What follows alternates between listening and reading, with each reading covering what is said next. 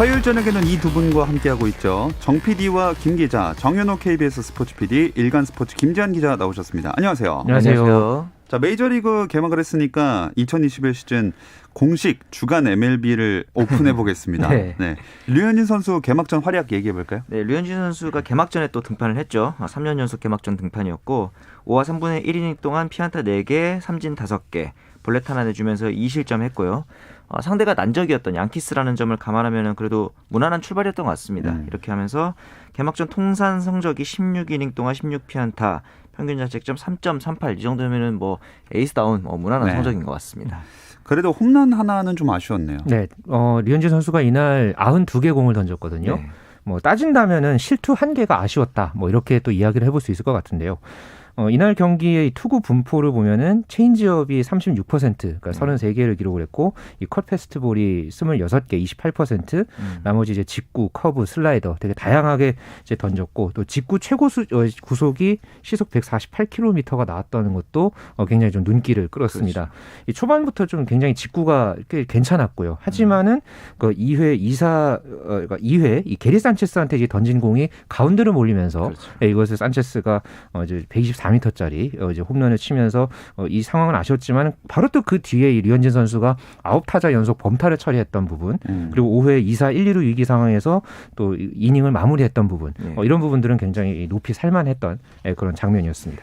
그럼 게리 콜과의 맞대결은 무승부로 봐야 될까요? 그럴 것 같아요. 이 게리 콜과의 맞대결은 참고로 MLB.com이 선정한 개막전 최고의 매치업 2위에 선정될 정도였는데 스타일은 정반대죠. 강속골을 앞세운 게리 콜이라면은 이날 또 8개의 탈삼진을 잡았으니까 류현진 같은 경우는 내야 수비를 믿고 맞춰잡는 이날도 땅볼을 6개 유도를 해냈거든요. 똑같이 5와 3분의 1이닝 던졌고요. 피홈런도 양 투수 다 1개씩만 그렇죠. 허용을 하니까 정확히 무승부일 것 같더라고요. 경기 후 인터뷰에서도 류현진 선수가 오늘 공 92개를 던졌는데 지난해는 이렇게 90개 가까이 던지면 힘이 빠지는 기분이었는데 올해는 그런 것보다는 좀 더 나은 기분이었기 때문에 올해는 또 이제 162경기를 치러야 되잖아요. 네. 그런 부분에서 봤을 때는 다음 경기 때는 조금 더 이닝을 길게 가져가지 않을까 하는 생각도 듭니다. 이 토론토가 양키스와의 개막 3연전이 버거울 수 있겠다 싶기도 했는데 출발이 나쁘지 않았네요. 네, 토론토가 이 류현진의 호투를 앞세워서 그 경기에서도 승리를 거뒀죠. 네. 연장 끝에. 그리고 개막 3연전에서 2승 1패를 기록을 했습니다. 네. 이 세 번째 경기에서 같은 경우에도 이 불개주, 이 블라디미르 게레로 주니어와 렌달 그리치기 홈런을 치면서 3대1로 승리를 거뒀고요. 그리고 오늘도 이 텍사스와의 경기에서 6대2로 승리를 거뒀는데 네. 이 세 경기를 이렇게 놓고 보면은 이 선발 투수가 잘 던졌고요. 중간계 투진도 상당히 좋았습니다. 사실 개막 전까지만 해도 저희가 이 메이저리그 이야기를 전하면서 이 토론토의 이 마운드가 참 걱정된다. 그렇죠. 이런 얘기 참 많이 했었잖아요. 제가 그런데 잘 몰랐네요. 네, 근데 지금 4경기를 치르면서까지는 지금 실점이 10실점에 불과하고요. 네. 그중에서 지금 3경기는 2실점 이하고 지금 팀 평균 자책점이 2.50이니까 아직까지는 초반이긴 합니다만은 상당히 안정감 있는 그런 어떤 이 마운드 운영 능력을 보여주고 있다. 네. 이렇게 지금 한마디로 평가해 볼 수 있겠습니다. 더 고무적인 건 100마일 파이어볼로 마무리 투수가 등장했다는 점일 것 같아요. 그렇습니다. 이 줄리안 메리웨더 선수인데 예전에 도널드슨 트레이드 때 합류했던 선수인데 작년 8월에 메이저리그에 데뷔를 해서 시범 경기 때부터 조금 이제 모습이 좋았는데 마무리까지 이제 맡을 것 같은 움직임을 보이고 있어요. 네. 4월 2일 날 경기에서 연장전에서 모두 삼진으로 KKK로 이닝을 마무리하더니 5일 날 양키스전에는 마무리가 올라온다는 9회에 딱 등판을 해서 토레스, 제이브루스, 류현진 상대로 홈런을 친 게리 산체스 상대로 삼진 2개를 곁들이면서 마무리를 성공했거든요. 이날 포신 패스트볼이 모두 99마일 그리고 최고는 100.4마일까지 나왔으니까 이제 구속은 기본적으로 나오는 선수고 한 가지 좀 걱정되는 부분이 이 선수가 토미존 수술 이후에 내구성에 있어서 좀 문제가 있다는 평이 있었는데 이런 점 때문에 불펜으로 지금 전향을 했거든요. 투구수를 줄이려고 이 부분이 신의 한 수가 되고 있는 것 같습니다. 자, 류현진 선수의 다음 등판 일정은 나왔습니까? 네, 8일 날 등판을 하고요. 닷새 휴식을 취하고 나서 이제 로테이션에 맞춰서 이제 나오게 됩니다.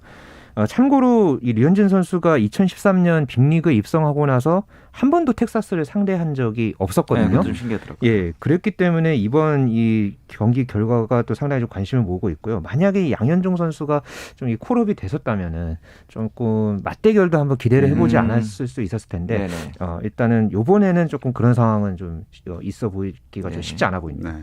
말 나온 김에 양현종 선수 얘기를 해보면 결국 텍사스 레인저스 개막전 로스터에 이름을 못 올렸네요. 그렇죠. 그 텍사스 인스타 그 SNS 계정에 유니폼이 걸려 있길래 저도 기대를 좀 했거든요. 예. 그런데 이 택시 스쿼드에 포함이 되면서 메이저리그 40인 로스터에는 들지 못했고 이전에 우드워드 감독이 이 좌완 투수는 이 정도면 충분하다라고 얘기를 했던 것처럼 결국 마지막 한 자리는 콜비 앨러드 선수가 올라가면서 개막 엔트리에서는 일단 좀 탈락을 하게 그러니까 됐습니다. 이 택시 스쿼드에 대해서 조금 제가 설명을 드리면요. 네네. 이게 NFL, 그러니까 미국 프로풋볼에서 나온 이 그렇죠, 단어죠. 원래는. 예. 예전에 1940년대에 이 클리블랜드의 폴 브라운 감독이 이제 먼저 이걸 도입을 했고, 그러니까 당시에 그 정규 선수 명단에 오르지 못한 그 못했던 네네. 이 유망한 선수 그룹을 좀 이게 유지를 하려고 했고, 그걸 이제 구단주가 자기가 소유한 택시 회사의 어떤 이 페이롤에 이 선수들을 넣으면서 이 단어가 생겼다고 해요. 그래서 이게 NFL에서는 이게 정규 규칙으로 그러니까 40인 로스터 외에 10명 추가 선수를 데리고 네네. 다닐 수 있는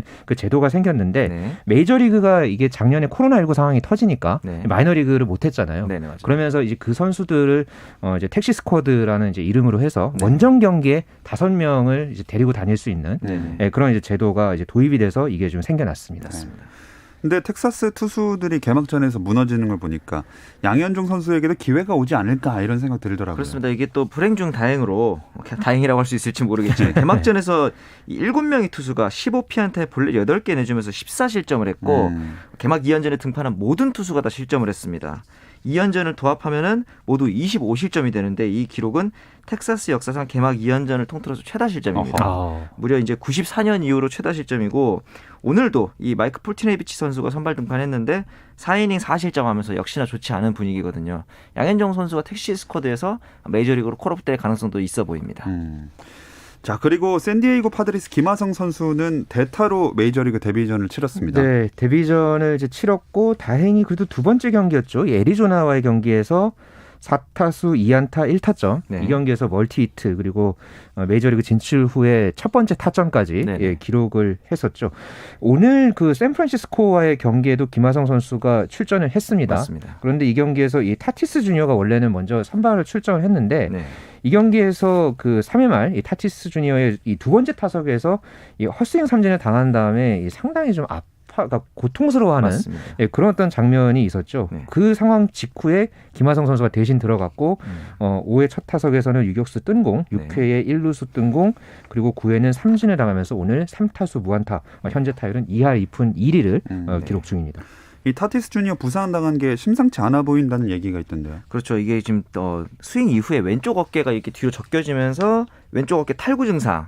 이제 현지 보도가 아직 나오진 않았지만 수술때 오를 가능성도 있다. 이 정도까지도 나오고 있기 때문에 페르난도 타티스 주니어 개인에게는 불행한 뉴스지만 김하성 선수에게는 자리가 좋아질 수도 있는 부분이거든요. 이런 기회들을 어떻게 좀 잡느냐가 김하성 선수 개인에게는 굉장히 중요할 것 같습니다. 김하성 선수에 대한 여태까지의 현지 평가들은 어떻습니까? 네, 오늘 일단 그 타티스 주니어가 부상을 당한 뒤에 뭐 현지 지금 MLB.com 같은 경우에는 김하성이 이 타티스 주니어의 최우선 대체자가 될 것으로 보인다. 그렇죠. 이렇게 소개가 됐고요. 또 팅글러 샌디에이고 감독도 김하성이 첫 번째 옵션이 될 것이다. 이렇게 공개적으로 이야기를 했거든요. 뭐 다른 그런 선수들도 뭐 매니 마차도나 제이크 크로넨워스도 언급이 됐지만은 김하성 선수가 여기서 제일 먼저 언급이 됐다는 것은 상당히 좀 고무적인 일이고요. 그만큼 지금 현재 이 샌디에이고에서도 어떻게든 지금 김하성 선수를 전력의 범위에 있다라고 이제 볼 수 있겠죠. 그러니까 이런 상황에서 김하성 선수가 지금 초반에 어떻게 지금 기회를 만들어갈지 상당히 좀 중요한 그런 시기입니다. 자, 다음으로는 김광현 선수인데 복귀가 임박했다는 소식이 있네요. 쉴트 감독이 하루 뒤인 내일 시뮬레이션 게임을 소화하고 이후에 세인트루이스로 올라와서 결정할 것이다라고 했는데 그 결정을 하기 전에 그 시뮬레이션 이전 등판들 기록을 보면은 11개 아웃카운트 중에 9개가 삼진입니다. 기록이 너무 좋아가지고 이걸 안 올릴 수가 없는 그런 상황 같아서 제가 보기엔 내일 시뮬레이션 게임에서 한 5에서 6이닝 정도 소화를 하면서 이제 등판을 조율을 하면서 이제 이닝 소화력을 늘려갈 것으로 보입니다. 그리고 최지만 선수는 수술을 받았죠. 네, 계속해서 지금 무릎 그 통증이 있었고 그것 때문에 시범 경기에도 이제 자주 출전하지 못했었죠. 그러다가 결국은 이 오른쪽 무릎 관절경 수술을 받았다 이렇게 지금 공식적으로 또 이 발표가 나왔고요. 지금 이 수술을 받게 되면은 통상적으로 이 정상적으로 복귀하기까지는 한 3에서 5주 정도 소요가 되거든요. 급하게 지금 템파베이가 이렇게 최지만 선수를 이렇게 올리거나 그럴 상황은 좀 아닌 것 같아 보이고 그렇죠. 당분간 또 스스고라든가 네. 디아스, 마이크 브로서 이런 선수들을 투입할 가능성이 높기 때문에 네. 조금 시간을 두고 5월 중순이나 말쯤 되면은 이 최지만 선수가 다시 뛰는 모습을 볼 수 있지 않을까. 네. 현재로서는 전망이 그렇습니다. 자, 한국인 메이저리그 위주로 얘기를 해봤는데 사실 어제 오타니 쇼헤이가 아주 장난 아니지 않았습니까? 메이저리그를 뭐 거의 사회적으로 만들었죠. 선발 투수의 2번 타자로 나온 것도 놀라운데 삼진 7개 잡으면서 자기가 홈런도 치는. 그랬는데 이제 그 경기에서 그 수비하는 도중에 상대 선수와 충돌하면서 또 이제 5이닝을 채우지 못하는 모습을 보이면서 팬들이 또 걱정을 샀거든요.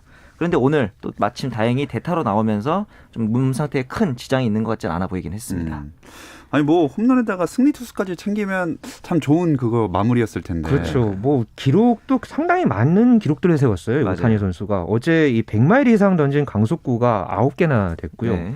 그리고 이 101.1마일은 오타니의 커리어에서 가장 빠른 공이었다고 합니다. 그리고 그보다가 이 100년이 훨씬 넘는 이 메이저리그 역사상 이 한 경기에서 2번 타자로 들어서면서 네. 이 투수만 소화한 것은 역대 3번째인데 이 바로 앞에 이 사례가 1903년까지 거슬러 올라가야 됩니다. 1903년이면 네. 일제강점기도 네. 전에 그렇죠. 거의 구한말 있겠죠. 네네. 118년 만의 일이고요. 그리고 어제 그 오타니 선수가 홈런을 친 이 공도 상당히 또 화제를 모았다고 네네. 하는데 2017년에 이 메디슨 범가너가 이 홈런 이제 타구 기록이죠. 네네. 타구 속도죠. 이 속도가 112.5마일이라고 하는데 어제 이 오타니 선수가 기록한 것은 115.2마일. 그러니까 시속 185km나 타구 정말 속도가. 빠르게 날아갔다고 합니다. 그러네요. 그러니까 어제 이런저런 기록 때문에 상당히 메이저리그에서는 상당한 화제를 모았던 오타니 선수였습니다.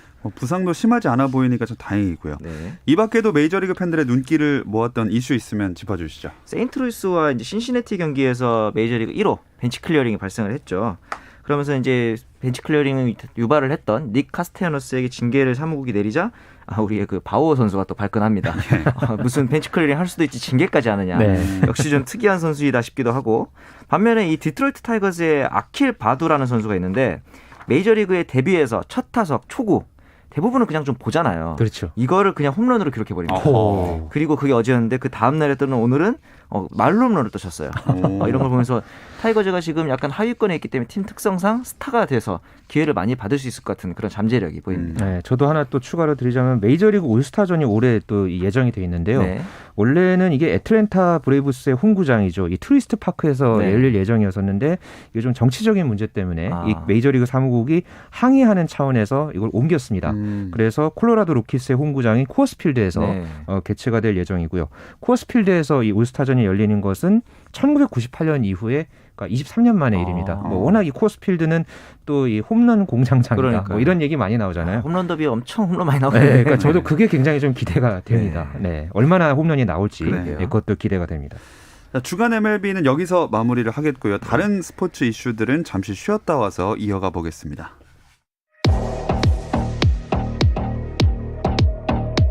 스포츠 잘 압니다. 김정현의 스포츠. 어떤 스포츠 이야기들을 나눌 수 있는 시간 정 PD와 김 기자 듣고 계십니다. 정현호 KBS 스포츠 PD, 일간 스포츠 김지한 기자 함께하고 있습니다. 야구가 개막하는 시기가 농구, 배구 마무리되는 때랑 맞물리는데 매년 딱 이맘때예요. 그렇죠. 이 프로농구는 오늘로써 정규리그가 또 마무리가 되죠. 그렇죠. 그리고 프로배구는 여자부는 이미 우승팀이 확정이 됐죠. GS 칼텍스가 이제 트래블을 달성을 하면서 마무리가 됐고 남자부는 현재 플레이오프가 진행이 됐고 오늘 1차전이 열렸습니다. 일단 여자부에선 이변은 없었던 것 같네요. 그렇습니다. 이 GS 칼텍스가 3관왕을 차지했고 참고로 이 챔피언 결정전 MVP가 공동 우수상이 됐죠. 그렇죠. 러츠와 이소영 선수였는데 러츠 같은 경우는 다음 시즌에 외국인 선수 트라이아웃을 신청하지 않기로 하면서 결별을 하게 됐고 또 다른 MVP인 이소영 선수도 이제 FA가 되잖아요. 네, 여기다가 그렇죠. 또 다른 핵심 선수인 강소희도 FA가 되고 우승 샴페인도 샴페인인데 그 샴페인 터트릴 돈 아껴가지고 FA 계약을 해야 될 것 같은 네. 좀 그런 걱정도 됩니다. 진짜 GS는 우승하자마자 선수도 FA 계약이 제일 큰 문제겠네요. 경기 지금. 끝나고 나서도 이 차상현 감독이 이런 얘기를 했습니다. 네. 그러니까 선수들이 원하는 액수를 요구하면은 구단이 잡을 방법이 없고 그래서 FA 이야기만 나오면 정신이 혼미해진다. 이렇게 얘기를 했거든요. 그러니까 네. 지금부터 큰 고민이 될 것이다. 이렇게 이야기를 했는데 했는데 네. 뭐 러츠, 이소영, 뭐 강소희 이 세 선수는 GS 칼텍스의 올 시즌 전력을 이야기할 때 삼각편대라고 그렇죠. 이야기를 네, 굉장히 절반 자주 이상이죠. 언급했잖아요. 네. 여기에다가 지금 뭐 한수지라든가 한다혜, 김유리 그러니까 모두 핵심 전력 선수들이기 맞습니다. 때문에 이 선수들 중에서 제가 봤을 때 한 2명, 뭐 네. 이소영과 강소희는 뭐 당연히 마찬가지고 이 선수 중에서 한 2-3명을 잡지 못한다면은 내년 이 다음 시즌에 네. 이 GS 칼텍스가 이제 상당한 좀 어떤 타격이 불가피하기 때문에 그렇죠. 현재부터 이 차상현 감독의 고민이 상당히 또 깊어질 것 같습니다. 네. 또 김연경 선수의 거취도 관심을 모으는데 어떤 이야기들 나오고 있습니까? 지금까지는 국내 잔류보다는 중국이라든가 터키 리그 등 해외 리그로 진출할 가능성이 좀 높아 보여요. 우리나라에서는 샐러리 캡의 문제도 있고 만약에 해외로 진출하게 되더라도 1년을 뛰게 되면 김연경 선수가 FA 자격을 취득을 하게 됩니다. 그렇게 되면 국내로 복귀할 경우 다른 팀으로 이적도 할 수 있기 때문에 아직까지는 해외 이적에 대한 이슈들이 좀 많이 나오고 있어요. 아무래도 국내 잔류는 안 하는 방향이 맞겠네요. 네, 뭐 일단 선수 본인은 최대한 신중하게 생각하겠다. 네. 뭐 이렇게 이제 직답을 피했고요. 아무래도 기본적으로 이 터키에서 받았던 그 금액이 한 15억 원, 16억 원 정도 됐거든요. 네. 국내에서는 한 3억 5천만 원 정도 됐으니까 이 금액적인 차이는 분명히 있습니다. 하지만은 또 김연경 선수가 워낙 또 명분을 또 상당히 중요시하게 그런 선수죠. 생각하는 선수잖아요. 네. 그러니까 다른 어떤 명분, 그러니까 지금 이제 30대 이제 중반으로 이제 네. 넘어서는 그런 어떤 뭐 나이 그런 부분도 그렇고 네. 또 현재 뭐 코로나19 상황 또 그런 거기에 따른 여러 가지 어떤 국제 그런 배구 무대의 그런 여러 가지 상황들을 좀 전반적으로 고려하지 않을까 싶고 일단 김연경 선수가 도쿄올림픽에 대한 욕심이 상당히 맞아요. 강하기 때문에 이거를 잘 치르고 나서 이 김연경 선수의 이 거취가 어느 정도 조금 더 윤곽이 드러날 것으로 보여집니다. 자, 남자부로 와보겠습니다. KB손해보험이 본배구를 하긴 했는데 길게 끌고 가진 못했네요. 그렇죠. 무려 한 경기 딱 한 경기밖에 못했는데 네. 무려 한 경기. OK 금융그룹에 패배를 했죠. K타의 돌풍도 거기까지였는데 KB손해보험은 곧바로 이제 후인정 감독을 또 섭외를 했는데 이 후인정 감독의 아버지가 금성통신 배구단 KB스타즈의 이제 전신이죠. 그렇기 때문에 이제 또 아버지의 팀에 왔다. 약간 이런 감개무량한 이슈도 있었고 네. 참고로 이 OK금융그룹은 석진욱 감독이 케이타보다 세레머니 잘하면은 상금을 주겠다 이랬는데 승리한 다음 날 바로 줬다고 합니다. 네. 근데 오늘 우리 카드전까지는 네. 그 분위기를 이어가지는 못한 것 같더라고요. 아하. 안 그래도 오늘 그 플레이오프 1차전 우리카드와의 경기가 있었는데 OK금융그룹이 패했네요. 네, 오늘 우리카드가 1차전 플레이오프 1차전을 치러서 OK금융그룹을 3대1로 제압을 했습니다. 네. 그래서 1차전을 이겼고 지금까지 15차례 열렸던 이 남자부 플레이오프에서 1차전을 이긴 팀은 13번 챔피언 결정전에 올라갔거든요. 네. 그러니까 확률 86.7%를 가져갔다. 뭐 이렇게 이야기를 해볼 수 있을 것 같은데요. 오늘 경기에서는 이 알렉스 선수가 오늘 공격 성공률이 무려 71.05%를 기록했습니다. 네. 양팀 합쳐서 최다 30점을 기록을 했고 또 이 나경복 선수 대단했죠. 네. 이 블로킹 6개, 서브 에이스 3개, 후위 공격 3개 성공을 하면서 이 정규리그 포함 개인 두 번째 트리플 크라운을 달성을 했고요. 네. 또 이 포스트 시즌 전체를 통틀어서는 2011년 박철우 선수에 이어서 국내 선수는 역대 두 번째로 이 트리플 크라운을 이 포스트 시즌에 달성하는 이 대기록을 또 달성했습니다. 뭐 플레이오프 1차전밖에 치르지 않은 상황이긴 하지만 네. 두 분이 예상한 대로 우리카드가 대한항공의 대항마가 될 것 같습니까? 네, 제가 보기에는 우리카드의 좋은 점 중에 하나가 백업 선수들의 기량이 좀 많이 좋다는 점인데 오늘 경기가 열렸는데 내일 경기가 또 열립니다. 그렇죠. 코로나19의 여파로 일정이 굉장히 빡빡한 상황에서 체력 소모가 많은 상황에서 백업 선수들의 활약도 중요한데 이 와중에 OK금융그룹은 펠리페 선수의 좀 지친 모습이 보여요. 알렉스 선수가 30득점에 70% 넘는 공격 성공률을 기록하는 동안 오늘 펠리페 10점에 그쳤고요. 공격 성공률 40%에 그쳤기 때문에 이 부분에 있어서 OK금융그룹은 펠리페가 빨리 좀 살아나지 않으면 어려워 보입니다. 그러니까 확실히 우리카드가 또 지난 시즌, 그러니까 그 전에 있었던 그런 뭐랄까요, 좀 그 시행착오죠. 네네. 그런 부분들을 많이 좀 만회하고 올라왔다는 좀 느낌이 많이 들었고요. 정규 시즌 막판이 워낙 이 페이스가 좋았기 때문에 네네. 이 분위기 그대로 만약에 해서 올라간다면은 이 대한항공과 우리카드의 이 챔피언 결정전 싸움 많이 벌어진다면 네. 상당히 재미있게 전개가 될 것 같습니다. 자, 그나저나 결국 대형 트레이드를 했던 한국전력과 현대캐피탈은 두 팀 다 성과가 커 보이진 않네요. 그렇죠. 현대캐피탈이야 리빌딩이 목적이었다 해도 본배구를 노렸던 한국전력은 좀 아쉬웠겠죠. 마지막 경기 승점 1점만 따냈어도 본배구 하는 거였는데 네. 결국 셧아웃을 당했고 그렇죠. 이 와중에 그 외국인 선수인 카일 러셀 선수한테 경기 다음 날 오후 7시까지 방패라 이런 네. 얘기를 했다 그래서 또 논란이 됐어요. 그 와중에 또 한국전력 팀 내에서 작전 타임 때 유독 러셀 선수에게만 좀 가혹한 태도를 취하는 것 같아서 논란도 좀 있었거든요. 이 러셀 선수의 와이프가 또 재미교포 한국인이거든요. 네. 그러면서 아마 가족들도 경기장에 자주 오고 이랬을 텐데 그럼에도 불구하고 적응이 어렵다 이런 러셀 선수의 호소가 있었을 정도니 좀 처우에 대한 안타까움이 좀 있었습니다. 자, 뭐 어쨌든 이렇게 그 배구 남자 배구도 네. 좀 끝나가고 있습니다. KBL 프로농구는 역시나 시즌 막바지죠. 네, 오늘 정규리그가 이제 마지막으로 이제 5경기가 이제 치러지고 있고 사실 그러니까 보통 막판 이 마지막 경기 열리면은 6강 플레이오프가 어떻게 되느냐 이게 또 상당히 좀 관심사인데 그렇죠. 이미 6강 플레이오프 진출팀은 다 가려졌죠. 네. 전주 KCC가 이제 정규리그 우승을 차지했고 네. 울산 현대모비스가 2위를 확정 지으면서 두 팀이 이제 4강 플레이오프에 직행을 했고 KGC 인삼공사 3위, 고양 오리온, 전자랜드, 부산 KT 이렇게 지금 이제 3위부터 6위까지가 이제 결정이 됐고 10일부터 6강 플레이오프가 진행이 됩니다. 또 한 주간 어떤 스포츠 소식들이 화제가 됐나요? 골프계에서는 이 LPGA 신인인 태국의 패티 타바나다킷 이 선수가 굉장히 좀 화제가 됐습니다. 네. 이번 첫 메이저 대회인 ANA 인스피레이셔널 우승을 차지하면서 지금 2000년에 캐리웹 선수 이후로 21년 만에 와이어 투 와이어 우승이었습니다. 이게 뭐냐면은 1, 2, 3, 4라운드 내내 1등을 놓치지 않는 1위를 그렇죠. 놓치지 않는 우승이고 이제 신인 선수가 이 대회에서 우승한 것은 무려 1984년 줄리 잉스터 이후로 37년 만이라고 또 합니다. 그래서 가장 이 선수가 화제가 되는 역시 드라이버 샷의 비거리거든요. 평균 비거리가 지금 323야드인데 PGA 장타자인 디시엠보를 능가할 정도니까 엄청난 장타자거든요. 어떻게 여자 선수가 이 정도 비거리가 나올까요? 그러니까 사실 지금 요번에 이제 이 계측을 한 게 조금 더 나오기는 했다고 해요. 네. 그러기는 해도 본인이 평소에 이 날리는 이 캐리라고 하죠. 이 네네. 거리가 한 260야드 정도 된다고 하니까 여자 선수치고도 상당히 많이 나가는 거고요. 네. 이 선수가 좀 키가 1m 68cm인데 상당히 이 뭐랄까 샷하는 그런 모습이 네네. 상당히 탄탄합니다. 그러니까 기본기가 상당히 탄탄하고 거기서 이제 나오는 그런 여러 가지 힘들, 그러니까 하체에서 나오는 그런 어떤 힘들도 상당히 좋고, 그러니까 그런 부분들이 잘 어우러지면서 3라운드 같은 경우에는 기록적으로 360야드까지 나왔거든요. 예, 뭐 이 정도면은 거의 뭐 이 남자 선수와 견주어도 참 이 손색이 없을 만큼 상당한 이런 어떤 비거리를 냈던 이 타바타나키 선수였습니다. 아니 근데 태국에서 이렇게 잊을만 하면 한 명씩 대형 선수가 나오는 이유라도 있을까요? 이 선수가 골프를 8세트 시작했는데 시작하자마자 바로 이 AJGA 즉 미국 주니어 투어로 진출을 합니다. 맞아요. 그렇게 이른 시간에 진출을 해서 선진적인 시스템과 기본기를 어린 나이부터 좀 체득한 효과가 아닐까 좀 생각도 들고, 이렇게 되니까 저는 이제 걱정되는 게 우리나라가 신인왕을 뺏길까봐 또 그런 우려가 됩니다. 아직까지는 이제 우리나라 선수들의 모습이 그렇게 두드러지지 않기 때문에 그런 부분들이 좀 걱정이 되기도 하고, 태국이나 필리핀 이런 데서 골프 조기 유학 많이 보낸다고 하니까 우리나라의 페이스도 좀 걱정도 되고 기대도 됩니다. 진짜 우리나라 선수들이 긴장을 할 수밖에 없는 상황이겠네요. 네, 그 전에도 이 주타누간 자매가 있거든요. 맞아요. 태국에 이 주타누간 자매, 그러니까 아리아 주타누간 동생 선수인데 이 선수가 또 한때 세계 랭킹 1위를 하기도 했었고, 네.